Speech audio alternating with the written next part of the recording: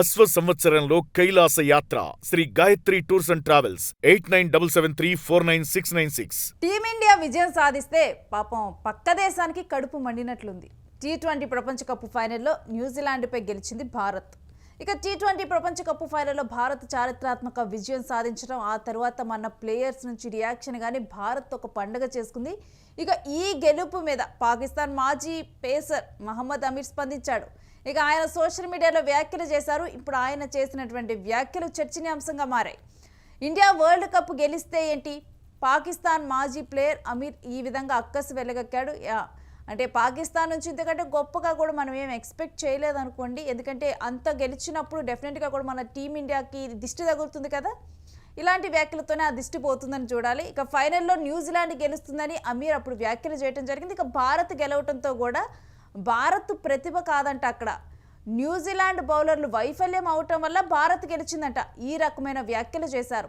కాముకుంటే పోతుంది కదా, అట్లా ఇష్టం ఉండదు. ఏదో కట్ట మాట్లాడి పరువు తీసుకోవటమే వీళ్ళకి తెలుసు అనమాట. ఇక అమీర్ చేసినటువంటి వ్యాఖ్యలు మీకు ఏ విధంగా అనిపిస్తున్నాయి? అమీర్ చేసినటువంటి మాటల మీద మీరేమనుకుంటున్నారు కూడా కామెంట్ చేయండి. మరి నిజంగా అంటే న్యూజిలాండ్ ప్లేయర్లు ఫెయిల్ అవటం వల్లే భారత్ గెలిచిందా, లేకపోతే భారత్కు ప్రతిభ లేదా?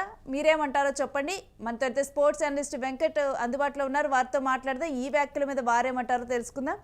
ఎస్ వెంకట్, కామ్గా ఉంటే బాగోదనుకొని మళ్ళీ పరువు తీసుకుంటుంది పాకిస్తాన్. అమీర్ చేసినటువంటి వ్యాఖ్యల మీద మీరేమంటారు?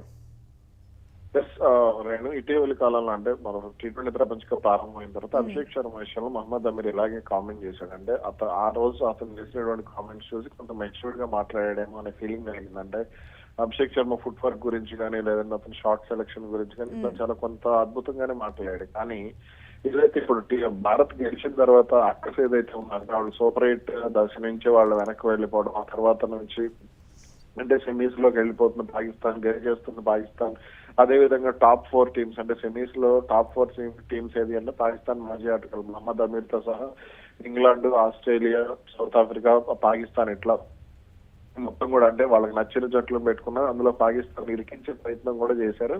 అయితే పాకిస్తాన్ ఆటగాళ్ళ ప్రదర్శన మాత్రం జింబాబ్వే కంటే కాస్త తీసుకట్టుగానే ఉందని చెప్పుకోవచ్చు. ఏదేమైనప్పటికీ కూడా ఈ అక్కసు అంటే న్యూజిలాండ్ ఆటగాళ్ళ వైఫల్యం అంటే ఆ వైఫల్యాల వల్ల భారత్ గెలిచింది తప్ప భారత్ గొప్పగా ఆడలేదని మాట్లాడాడు. అంటే భారత్ గొప్పగా ఆడలేదు అని అంటే మరి వాళ్ళు అంటే అతని ఆలోచన విధానంలో భారత్ ఎలా ఆడాలి, భారత్ అంటే 20 ఓవర్లకు 600-700 కొడితే భారత్ గొప్పగా ఆడినట్ట, లేదంటే న్యూజిలాండ్ ఆటగాళ్ళు 10 ఓవర్లోనే అవుట్ చేసేసి లేదంటే ఒక 5 ఓవర్లోనే అవుట్ చేస్తే భారత్ గొప్పగా ఆడినట్ట. మరి గొప్పగా ఆడటం అంటే ఏంటి, న్యూజిలాండ్ వైఫల్యం చెందడం అంటే ఏంటో మరి అంటే ఆ ఫార్ములా ఏంటో నాకే కాదు చాలా మంది క్రికెట్ అభిమానులకు కూడా అర్థం కాలేదు. అంటే సాధారణంగా క్రికెట్ లో ఇప్పుడు ఫస్ట్ బ్యాటింగ్ చేసింది భారత్, ఫస్ట్ బ్యాటింగ్ చేసినప్పుడు రెండో బ్యాటింగ్ చేసిన జట్టుని కంట్రోల్ చేసింది, లక్ష్యాన్ని ఛేదించుకుంటూ అడ్డుకోవడమే కదా ఏదైనా సరే గెలవడం అంటే. గెలిపోవటం అంటే అలానే ఉంటాయి. అంటే గొప్పగా ఆడటం అంటే న్యూజిలాండ్ అని క్యాచ్లు వదిలేసిందా, లేదంటే న్యూజిలాండ్ ఏమన్నా న్యూజిలాండ్ కోసం సపరేట్ గా మళ్ళీ భారత్ అనేటువంటి పిచ్ లో కాకుండా న్యూజిలాండ్ తీసుకెళ్లి వేరే పిచ్ లో ఏమన్నా ఆడించారు. న్యూజిలాండ్ ఫీల్డింగ్ అద్భుతంగా చేసింది, న్యూజిలాండ్ బ్యాటింగ్ లో ఫెయిల్ అయింది. బ్యాటింగ్ భారత్ అద్భుతంగా బౌలింగ్ చేసింది కదా. హార్దిక్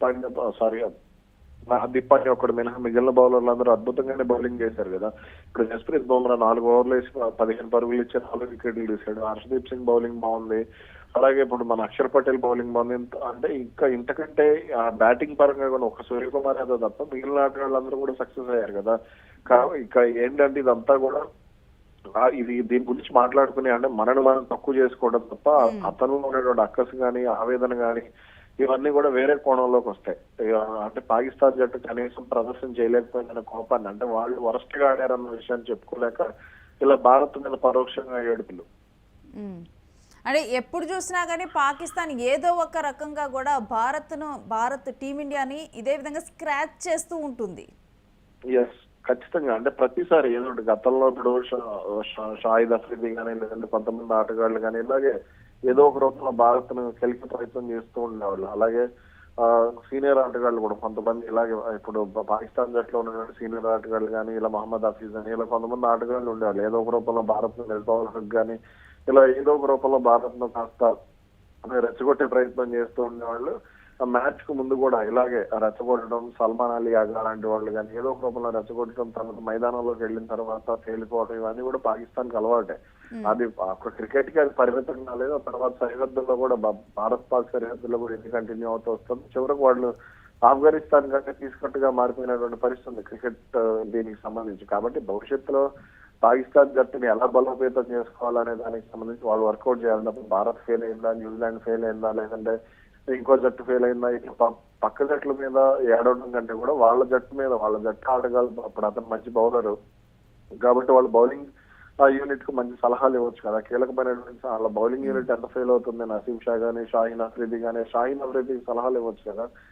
ఇతను ఇంటర్నేషనల్ మ్యాచ్లు ఎక్కువగా షాహీన్ అఫ్రీది కంటే ఇతను సీనియర్, త్వరగా రిటైర్ అయిపోయినప్పటికీ కూడా అతనికి వెళ్ళి సలహాలు ఇవ్వచ్చు కదా. ఎలా పాత బంతి షాహీన్ అఫ్రీది బౌలింగ్ చేయలేడు, మరి వెళ్ళి సలహాలు ఇవ్వాలి.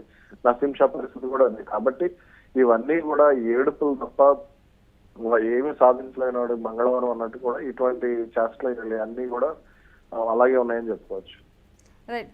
అంటే ఈ రకమైన వ్యాఖ్యలు డెఫినెట్గా కూడా మిగిలిన క్రికెట్ ప్లేయర్స్ అంటే మిగిలిన దేశాలకు సంబంధించినటువంటి టీములు చూసినా కానీ అనవసరంగా పాకిస్తాన్ పరువు తీస్తున్నారు వీళ్ళు ఈ రకమైన మాట్లాడాలని చూడొచ్చా? ఖచ్చితంగా వీళ్ళు పాకిస్తాన్ పరువు ఇప్పుడు కాదు, పాకిస్తాన్ పరువు ప్రతిరోజు ప్రతి గంట ప్రతి నిమిషం తీస్తూనే ఉంటారు ఏదో ఒక రూపంలో. ఇప్పుడు క్రికెట్ కి సంబంధించి పాకిస్తాన్ రోజు రోజుకి దిగజారిపోతున్నప్పుడు పాకిస్తాన్ క్రికెట్ జట్టుకు సంబంధించి వాళ్ళు కొత్త కొత్త ప్రణాళికలు రచించుకోవాలి. అంటే తమ జట్టుని ఇప్పుడు తర్వాత టోర్నీ ఉంది, 2027 ప్రపంచ కప్ ఉంది, 2027 ప్రపంచ కప్ ఇంకా సంవత్సరమే ఉంది టైం. కాబట్టి ఈ సంవత్సర కాలంలో పాకిస్తాన్ జట్టుని ఎలా రెడీ చేసుకోవాలి, అంటే మళ్ళీ భారత్ తో మ్యాచ్ ఆడితే భారత్ ఎలా ఓడించాలనే దానికి సంబంధించి వాళ్ళు కసరత్తు చేసుకోవాలి ఎప్పటికప్పుడు. అంటే బ్యాటింగ్ ఆర్డర్ లో మార్పులు చేసుకోవాలి, బౌలింగ్ ఆర్డర్ లో మార్పులు చేసుకోవాలి. ఇప్పుడు దక్షిణాఫ్రికాలో వచ్చే వరల్డ్ కప్ ఉంది కాబట్టి అక్కడ ఎలా ఆడాలనే దానికి సంబంధించి వీళ్ళు సీనియర్ ప్లేయర్లు మాజీ ప్లేయర్లు అందరూ కూర్చొని వాళ్ళకి సలహాలు ఇవ్వడం లేదంటే ఏదో ఒకటి ఆలోచించాలి. అంతేగాని ఇట్లా పాకిస్తాన్ పరువు తీసుకోవడం అంటే ఇప్పుడు ఈ కామెంట్స్ చాలా సిల్లీగా ఉంది. ఇప్పుడు ఆస్ట్రేలియా ఓడిపోయిందని వేరే జట్లు గొప్ప తప్ప అంటే వేరే జట్లు జింబాబ్వే బాగా ఆడితేనే కదా ఆస్ట్రేలియా ఓడిపోయింది. మరి అయ్యా అంటే ఇవన్నీ కూడా వీళ్ళకి మెచ్యూరిటీ లేనటువంటి కామెంట్స్, కొంత పిల్లతనంగా కూడా ఇటువంటి కామెంట్స్ ఉన్నాయని కూడా మనం తీసుకోవచ్చు. Yes, stay with us Venkat, మీ దగ్గర నుంచి మరిన్ని అప్డేట్స్ తీసుకుంటాం.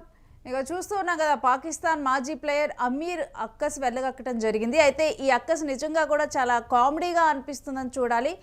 ఆట ఆడటం పాకిస్తాన్ ప్లేయర్స్కి ఎలా ఆడాలో చెప్పొచ్చు కదా, మనకెందుకు చెప్పటం? మనకంటూ భారత్కి మంచి కోచ్లు ఉన్నారు, మన టీమిండియాకి మంచి కోచ్లు ఉన్నారు, ఎక్కడ ఎలా ఆడాలి. ఒకవేళ కనుక న్యూజిలాండ్ వైఫల్యం వల్ల భారత్ గెలిచిందంటే అది చూసుకోవడానికి కూడా కోచ్లు ఉన్నారు. అది డెఫినెట్గా కూడా ఆ విషయాన్ని మనకి చెప్పినా కానీ నెక్స్ట్ మ్యాచ్లో అది ప్లస్ అవుతుంది కదా భారత్కి. సో ఈ రకంగా కూడా మీరు వ్యాఖ్యలు చేయటం భారత్ మీద ఎంతవరకు కరెక్ట్? ఈ వ్యాఖ్యలతో పాకిస్తాన్ పరువుని వాళ్ళే తీసుకుంటున్నారు. ఎందుకంటే వాళ్ళు మ్యాచ్లో ఎలానో పరువు తీసుకుంటూ ఉంటారు. ప్రతిసారి కూడా వాళ్ళ మ్యాచ్ అన్నప్పుడు కూడా అక్కడ ఉన్నటువంటి పాకిస్తాన్ ప్రజలు అనవసరంగా వీళ్ళు గ్రౌండ్కి వెళ్ళి మరి మన పరువు తీసొస్తారని ఇప్పటికే కూడా అక్కడ వాళ్ళు బాధపడుతూ ఉన్నారు. పాకిస్తాన్ గ్రౌండ్లోకి దిగుతుందంటేనే అది ఓడిపోతుందని అక్కడ వాళ్ళకి తెలుసు కాబట్టి ముందలే ప్రిపేర్డ్గా ఉంటారు. అక్కడ ఉన్నటువంటి పాకిస్తాన్లో ఉన్నటువంటి ప్రజలు కూడా టీమిండియా క్రికెటర్స్నే ఇష్టపడుతూ ఉంటారు.